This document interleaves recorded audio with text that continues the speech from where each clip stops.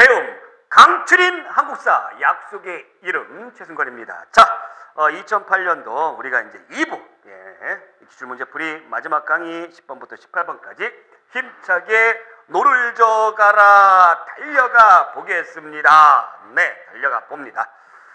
10번 이건 뭐 누구나 풀 수 있는 문제죠. 고려시대 여진족을 정벌하기 위한 편성부대가 아닌 것은 여진족을 정벌하기 윤관의 뭡니까?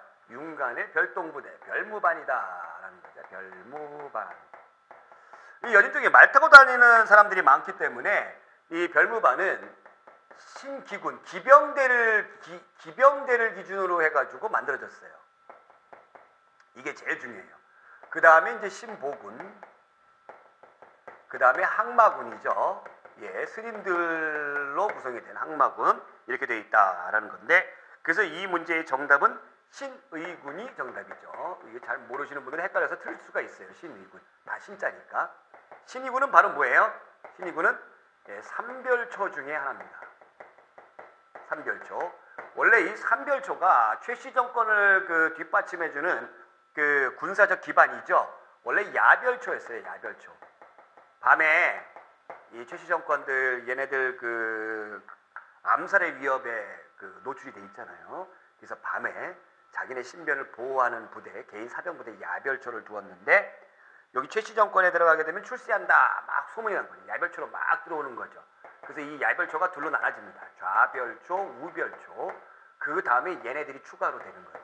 얘네들은 뭐냐면 몽골의 포로로 잡혔던 사람들이 고 출신들이 만들어진 부대예요. 그래서 좌별초, 우별초, 신의군 합해서 삼별초라고 불렸다. 그래서 정답은 몇 번이다?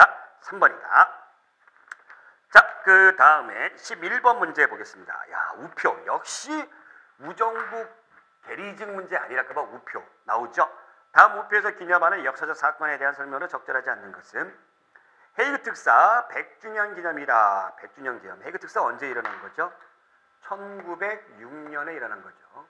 을사늑약의 부당함을 알리기 위해서 고종이 헤이그에 특사 3명을 파견하죠. 이준, 이위종, 이상설, 이 3사람을 파견합니다. 당시에 그 헤이그, 네덜란드 헤이그에서 만국평화회가 열리는데, 여기에 고종의 특사 자격으로 들어가는데 그 회의장에 들어가지를 못하죠. 왜 못합니까? 외교권이 없기 때문에 못합니다. 그래서 분해가지고 어떻게 하죠? 여기에서 이 언론 플레이를 하죠. 거기에 각국에 있는 기자들한테 우리는 억울한 그 일로 일본의 외교권을 빼앗겼다 이렇게 얘기를 합니다. 그래서 이것을 구실로 해서 일본 애들이 고종을 강제 퇴위시킨다는 얘기죠. 자, 그럼 100주년 기념이래요. 100주년 기념. 100주년 기념이니까 이제 100 플러스 하면은 뭐예요? 100 플러스 하면 2906년, 2900. 저 100년이니까 여기다 100년을 해야죠. 예. 2006년이네요. 맞죠? 예, 2006년도. 2006년도에 발행된 우표입니다. 그러니까 2008년도에 이 문제가 나왔겠죠. 네. 1번 국제 여론에 호소하여 국권을 회복하려 하였다. 네, 많은 얘기고요. 2번 황국협회의 재정적 지원을 받고 출국하였다. 자, 황국협회는 뭐 하는 애들이죠? 이거는 보부상들의 조직이에요. 보부상들의 조직이에요. 이 보부상들의 조직이 황국협회를 만들었는데 왜 만들었냐면 당시에 독립협회가 굉장히 큰 영향력이 있었고 인기가 있었죠. 그래서 고종이 이 독립협회를 해산시키기 위해서 얘네들을 이용해가지고 독립협회를 해산을 시켰던 것이죠. 네, 관계가 없습니다. 자, 3번 외교권이 없다는 이유로 회의에 참석하지 못하였다. 그렇고요. 4번 이 사건을 빌미로 일본은 고종을 강제 퇴위시켰다. 네, 그렇습니다. 정답은 2번. 자, 12번. 다음은 고려와 조선시대 화폐 사용과 관련된 것이다. 시대순으로 바르게 나열한 것은, 자, 제가 해설에 이 우리나라 화폐에 관련돼 가지고 자세하게 정리를 했으니까 그거 참고로 한번 쭉 그냥 읽어만 보세요. 읽어만 보시면 되는데, 시대순으로 나열한 것은 우선 꼭 기억해 줘야 되는 것이 최초의 동전이에요. 최초의 동전이 바로 뭐냐면 건원중보예요. 고려 초기 때 나온 건원중문 철전입니다. 철전. 그러다가 여러분들 거기 해설지에 보게 되면 뭐 해동통보, 동국통보, 뭐 삼한통보 뭐 이런 것들이 엄청나게 많이 나오는데 많이 나왔음에도 불구하고 유통이 되지 않습니다. 유통이 되지 않아요. 자, 그 다음에 또 뭐도 나오냐면 이제 그 활구라는 은병도 나와요. 은으로 된 병이에요. 병. 활구라고 이름 붙여줬는데 이것도 이제 화폐에 구실을 했어요. 유통되지 않아요. 그러다가 고려 말기에 가게 되면은 이제 저화라는 지폐가 나옵니다. 지폐가 나왔음에도 불구하고 역시 유통되지 않아요. 자, 그러다가 나중에 가면은 상공업 발달에 따라서 조선 후기 때에 상평통보가 나오는데 조선 숙종 때에 만들어지는 거죠. 상평통보가 나오는데 이것이 조선 후기 때에 상공업의 발달에 의해서 유통이 되는 화폐다라는 겁니다. 그래서 순서별로 나열해라. 그러면 기역, 디귿, 니은, 리을입니다. 기역, 디귿, 니은, 리을 꼭 알아두시기 바라요. 자, 그러면 우리가 이제 이거 풀었고 13번 고려 사회에 대한 설명으로 적절하지 않은 것은 고려 사회에 대한 설명으로 적절하지 않은 것은 또 나오죠. 또 나옵니다. 1. 여성의 재간은 별 문제 없이 행해졌다. 그렇죠? 예, 고려 사회는 여성의 지위가 우리나라에서 가장 높았던 시기라고 제가 말씀을 드렸죠. 자, 2번 사위와 외손자까지 음소 혜택이 있었다. 그렇습니다. 이거 여자까지 무시하면 안 되죠. 예, 그러니까 이 음소 혜택이 뭐 아들, 친손자까지 가는 것도 좋지만 사위한테도 가고 그 다음에 외손자한테도 갔다. 당연히 동등하니까. 그죠? 그 다음에 3번 출생 순서대로 호족에 기재하여 남녀의 차별을 받지 않았다. 네, 그렇습니다. 4번 고려 초 왕실에서 성행하던 친족 간의 혼인 풍습은 중기 이후 사라졌다. 자, 왕실에서 근친혼이 성행했어요. 근친혼이 성행했어요. 왕실에서, 고려 왕실에서. 왜 근친혼이 성행했느냐? 뭐 누나하고도 결혼하고 사촌하고도 결혼하고 뭐 그러니까 우리가 쉽게 말하면 뭐 개족보다라고 볼 수가 있는데 근친혼이 성행했던 이유는 바로 뭐냐면 왕권의 유지를 위해서 그랬던 겁니다. 왕권의 유지를 위해서. 그래서 가족들끼리 뭉치기 위해서 그렇게 했던 거예요. 근데 이것을 금지시켰음에도 불구하고 계속 일어나더라라는 얘기입니다. 금지했음에도 불구하고 근친혼이 성행을 했다라는 얘기죠. 이것이 달라진 모습이에요. 이게 틀린 거예요. 그래서 정답은 4번이에요. 이 고려시대 들어가면서 이 근친혼이 없어지게 됩니다. 고려시대에 들어가게 되면 우리가 근세라고 불리우는데 서양의 근세, 그때를 보게 되면은 서양 애들은 근친혼이 계속 근대까지 이루어지죠. 그래서 뭐 합스부르크가라든가 이런 그 유명한 그 유럽의 왕실들이 있어요. 그럼 쭉 보게 되면은 이 뭔가 기형 형태가 막 일어나요. 턱이 막 주걱턱이 된다든가 이런 기형 형태, 그 막 아프다든가 뭐 이런 것들이 막 일어나게 되죠. 예. 그러니까 서양 애들은 우리보다 더 뒤늦게까지 근친혼을 왕실에서 했었다라는 거 그냥 상식선에서 알아두시면 되겠습니다. 정답은 4번. 자, 14번. 다음 각 실학자들의 주장 내용이 잘못 연결된 것은 박지원. 양반전을 저술하여 양반 중심 문벌제도의 비생산성을 비판했다. 그렇죠. 예. 그 양반들이 뭐 양반 있네 하고 돌아다니는데 그런 어떤 모순점을 비판한 것이죠. 자, 유득공. 금석과 안록을 지어 북한산비가 진흥왕 순수비임을 밝혔다. 자, 유득공. 공을 세웠어요. 뭘 세웠어요? 발해를 우리의 역사로 만드는데 공을 세웠어요. 그래서 발해 고. 이게 생소한 사람들은 여기 공 이렇게 생각하세요. 역사학자죠? 역사학자예요. 자, 그럼 여기서 말하는 금석과 안록.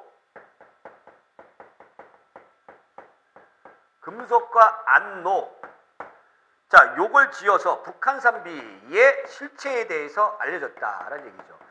자, 북한산비는 이 북한산은 어디 있는 거예요? 북한에 있는 거예요? 아니죠. 어디 있는 거예요? 서울에 있는 거예요. 청와대 뒤편에 있는 거예요. 거기에 비석 하나가 이렇게 덩그러니 이렇게 있는데 이 비석에 나와 있는 비석을 딱 보니까 해석을 해보니까 진흥왕 순수비의 하나더라라는 거죠. 자, 이런 비석에 옛날 비석에 나타나져 있는 써 있는 글씨를 해석하는 것을 우리가 뭐라고 부르냐면 금석학이라고 불리는 거예요. 금석학. 그럼 여기에 쓰여져 있는 문자를 뭐라고 부르냐면 금석문이라고 하는 거예요. 이런 거를 열심히 잘했던 사람이 바로 뭐냐면 김정희예요. 김정희. 무슨 김정희? 추사 김정희. 추사 김정희. 그래서 글씨에는 도가 튼 거예요. 글씨에 도가 텄으니까 옛날 한자가 무슨 뜻인지 딱 알아낸 거 아니에요. 그래서 글씨에 도가 텄기 때문에 추사체가 나올 수가 있었던 거예요. 그 전까지만 해도 중국의 글씨체를 그대로 잘 따라하면 야 명필이다 하고 박수 쳤거든요. 아시겠죠? 네. 그래서 2번이 틀렸고 3번 유영원 자양농 육성을 위한 토지제도의 개혁안으로 균전론을 주장했다. 그렇습니다. 균전론. 조선 후기 때의 중농적 실학자죠. 정약용 실학을 집대생하였으며 토지제도 개혁론을 여전론과 정전제 주장했다. 여전론은 제가 지난번에 설명을 드렸고 공동농장을 얘기하는 거고 정전론은 말 그대로 정자입니다. 우물정자 이렇게 쓰는 거예요. 우물정자. 우물정자 쓰는데 우물정자를 이렇게 또 놓고 보면은 이렇게 돼 있잖아요. 그죠? 우물정자잖아요. 그럼 여기 똑같은 면적을 가지고 열심히 농사를 지어요. 뭐 김씨네, 이씨네, 최씨네에게 농사를 열심히 지어요. 가운데는 뭐예요? 공동경작을 해요. 여기서 나오는 걸로 뭐 하는 거예요? 조세를 납부하는 거예요. 이게 정전제입니다. 정전제. 참고로 알아두세요. 이 정답은 2번이다. 자, 15번. 다음 회고를 남긴 인물에 대한 설명으로 옳은 것은 독립이 없는 나라의 백성으로 70평생의 서름과 부끄러움을 받은 나에게는 세상에 가장 좋은 것이 완전하게 자주 독립한 나라의 백성으로 살아보다가 죽는 일이다. 독립한 경험이 없네요. 이분은. 독립한 나라에서 살아보는 게 이 사람 소원이라는 거죠. 나는 일찍이 우리 독립정부의 문지기를 되기를 원할 거야. 여기서 이제 힌트가 나온 겁니다. 독립정부의 문지기가 되기를 원했어요. 그것은 우리나라가 독립국만 되면 나는 그 나라에서 가장 미천한 자가 되도 좋겠다는 것이다. 와, 굉장한 어떤 이 감동이 밀려오죠. 이분은 누굴까요? 바로 100번 김구 선생님이죠. 여기에서 우리 정부에서 나라가 없는데 우리 정부는 있어. 그럼 이 우리 정부는 바로 뭐예요? 상해에 있는 임시정부입니다. 임시정부가 수립이 됐는데 이때 김구 선생님이 상하이로 가가지고 안창원 선생님에게 얘기합니다. 선생님, 제가 여기에서 일을 하고 싶은데 제가 배운 것도 없고 아무것도 내세울 게 없습니다. 문직이라도 하면 어떻겠습니까? 했더니 안창원 선생님이 어떻게 합니까? 그게 무슨 말인가? 자네 같은 소중한 인재를 어떻게 문지기로 쓰나? 들어오게. 이렇게 해서 귀하게 썼다라는 그런 얘기가 전해지고 있죠. 자, 김구 선생님. 자, 1번. 화북지역의 조선 독립동맹을 결성하였다. 2번. 조선 의용대를 결성하여 대일전선에 참가하였다. 3번. 조선 혁명군을 이끌고 영릉가 전투에 참가하였다. 4번. 개정 임시헌법에 따라 임시정부 주석으로 취임하였다. 다른 거 몰라도 쉽게 답이 나옵니다. 몇 번이에요? 4번이 정답인데 우선 여러분들이 1, 2, 3번을 여러분들이 소홀히 여기면 안 되겠다. 이게 시험 문제에 자주 나와요. 화북지역의 조선 독립동맹 김두봉이죠. 김두봉. 지난 시간에 한번 다뤘던 분이죠. 김두봉. 북한의 인민군 창설에 큰 영향력을 행사했던 조선 의용대. 이제는 아시죠? 누구예요? 김원봉이에요. 김원봉. 둘이 형제 아니라고 그랬어요.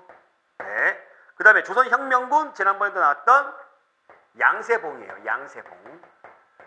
어쩌면 그렇게 이렇게 뒤에 봉자가 들어가는지 봉보로 봉봉봉. 네. 참고로 알아두시기 바랍니다. 자, 16번. 다음 선언과 관련된 단체에 대한 설명으로 옳은 것은 공평은 사회의 근본이고 애정은 인류의 본령이다. 그런 거로 우리들은 계급을 타파하고 모욕적 칭호를 폐지하여 교육을 장려하며 우리들도 참다운 인간이 되는 것을 기하고 있다.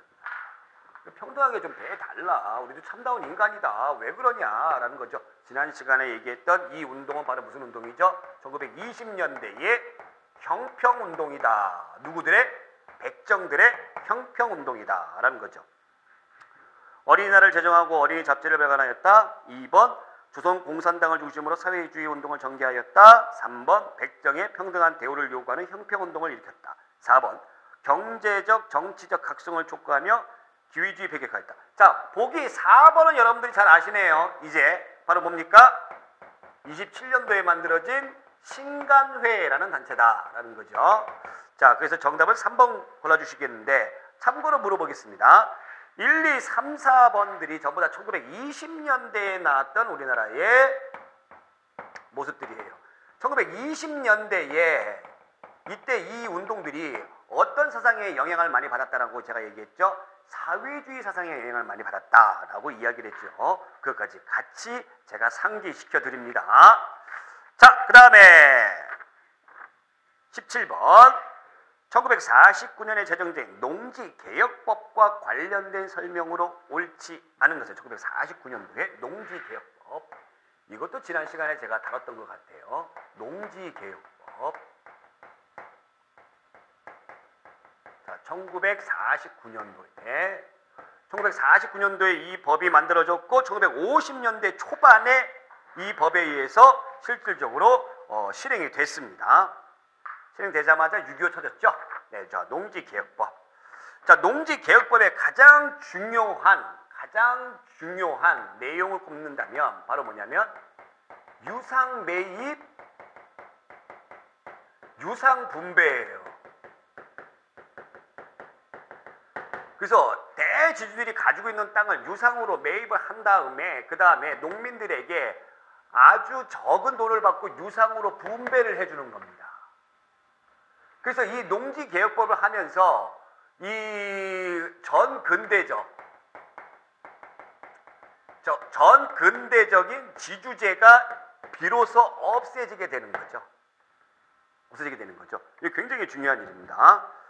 자, 1번. 제정 즉시 시행하지 못하고 이듬해인 1950년에 시행되었다. 네, 그렇죠. 자, 2번. 유상매, 유상분배의 원칙을 적용하여 농지를 재분배하였다. 그렇죠. 3번. 토지 소유의 상한선이 규정되지 않냐 실효를 거둬줍니다. 상한선? 그러니까 내가 돈만 있으면 토지를 많이 살 수 있어? 안 되죠. 이거 안 되죠. 그럼 또 다른 뭐가 나오는 거예요? 또 다른 지주제가 나타나는 거잖아요. 이거 절대 하면 안 돼요. 그래서 토지 소유의 상한선이 있습니다. 그게 3정보예요. 3정보. 3정보까지만 가질 수가 있다. 토지 면적 3정보. 자, 그 다음에 4번. 경작지만을 대상으로 한 점에서 1946년 시행된 북한의 토지개혁과 차이가 있었다. 네, 그렇습니다. 경작지. 실질적으로 경작을 할 수 있는 그런 땅들. 북한의 토지개혁은 어떻게 있냐면 가장 다른 점이 우리는 유상매입, 유상분배인데 북한 애들은 공산주의다 보니까 무상매입, 무상분배입니다. 그냥 국가가 이제 다 그냥 가져가는 거예요. 시끄러! 확! 이렇게 하면서 딱 가져가고 그 다음에 이 농민들에게 무상으로 나누어 주었던 그렇게 되었다. 그래서 정답은 3번. 자, 18번 문제. 자, 이 문제도 굉장히 중요합니다. 계리직에서 그 남북 통일과 관련된 문제를 많은 빈도수가 차지하지 않습니다. 그러나 알아두셔야 돼요. 이 남북 통일과 관련된 거 제가 지난번에도 얘기했지만 7.4 남북 공동성명 반드시 잘 나오니까 그거 꼭 알아두시기 바라고 그걸 바탕으로 해서 우리가 18번 문제를 한번 풀어보겠습니다. 남과 북은 분단된 조국의 평화적 통일을 염원하는 온결의 뜻에 따라 7.4 남북 공동성명에서 청명된 조국 통일 3대 원칙을 재확인하고 자, 여기까지 끊어서 7.4 남북 공동성명 7.4 남북 공동성명 몇 년도에? 1972년도에 당시 대통령은 누구? 박정희. 3대 원칙이 뭐죠? 자주적, 평화적, 그 다음에 민족 대단결이다 라고 얘기를 했습니다. 그 다음 정치 군사적 대결 상태를 해소하여 민족적 화해를 이룩하고 무력에 대한 침략과 충돌을 막고 긴장 완화와 평화를 보장하며 다각적인 교류 협력을 실현하여 민족 공동의 이익과 번영을 도모하여 쌍방 사이의 관계가 나라와 나라 사이의 관계가 아닌 통일을 지향하는 과정에서 잠정적으로 형성된 특수관계라는 것을 인정하고 평화통일을 성취하기 위한 공동의 노력을 경주할 것을 다짐하면서 다음과 같이 뭐를 했대요? 합의했대요. 합의했대요. 힌트가 딱 나오죠. 그리고 뭐를 바탕으로 해서 했대요? 7.4 남북 공동성명을 바탕으로 해서 합의했대요. 합의해서 문서를 내온 거는 1972년 다음에 요때가 처음입니다. 1991년도에. 그래서 남북 기본 합의서예요. 남북 기본 합의서. 이 당시 대통령 누구라고요? 노태우입니다. 노태우가 이런 것을 할 수 있었던 배경은 80년대 후반에서 90년대 초반까지 뭐가 무너진다? 공산주의가 무너진다. 그래서 공산주의와 외교를 맺는, 과거 공산주의 국가가 외교를 맺는 북방 외교 정책을 했다. 그러한 무드 속에서 남북 기본 합의서가 나올 수 있었어요. 그 전에 우리나라가 북한하고 같이 유엔에 들어갔죠. 그런 어떤 배경들이 있었다라는 겁니다. 자, 그러면 1번. 최초로 남북한 정상이 만났습니다. 정상이 최초로 만났어요. 이건 2000년도에 뭐예요? 6.15 남북 공동선언이죠. 이거죠. 우리나라의 김대중 대통령과 그 다음에 북한의 김정일 국방위원장. 그 역사적인 장면이 아직도 저는 생각이 나요. 우리나라 대통령 김대중 대통령이 그 고문을 받아가지고 다리를 덜쭉덜쭉 거렸잖아요. 그래서 북한의 순안 공항에 이렇게 내립니다. 근데 김정일 국방위원장이 이렇게 딱 마중을 놨잖아요. 딱 악수를 하면서 이렇게 딱, 반가워요. 아직 기억나요. 네. 자, 2번. 남북한 동시 유엔 가입 등 화해 분위기가 배경이 됐다. 이거 맞는 얘기죠. 네. 3번. 남북 조정위원회를 구성하고 직통전화를 개설하기로 했다. 이게 바로 7.4 남북 공동성명의 내용이죠. 4번. 경의선 철도 복원 사업을 결정하는 계기가 됐다. 요것은 역시 6.15 남북 공동선언 이후에 나타난 일입니다. 그래서 정답은 몇 번? 2번이에요. 그래서 여러분들이 이 남북 통일과 관련된 것을 제가 중요하게 여기는 사건, 남북 통일에 대한 노력, 중요하게 여기는 사건 3가지를 든다면 뭘 들 수가 있냐면 7.4 남북 공동성명 1972년도에, 그 다음에 1991년도에 남북 기본 합의서, 그 다음에 2000년도에 6.15 남북 공동선언이에요. 요것은 배경, 그 다음에 그 내용, 그 다음에 결과, 이 3가지를 여러분들 샅샅이 알아두셔야 됩니다. 그러면 못 풀 문제가 없어요. 이렇게 우리가 그 장르별로 또 단계별로 시대별로 하나씩 접근하게 되면은 여러분들 반드시 단 한 문제도 놓치지 않을 겁니다. 걱정하지 마세요. 여러분들 제가 있습니다. 자, 오늘 여기까지.